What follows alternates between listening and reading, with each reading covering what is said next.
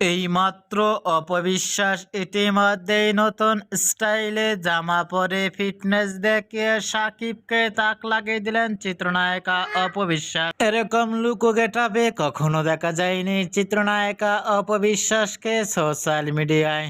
অপবিশ্বাস এবার কালো রঙের পোশাক পরনে ইতিমধ্যেই সোশ্যাল মিডিয়ায় দ্বারা দিয়ে ঝড় তুললেন অপবিশ্বাস।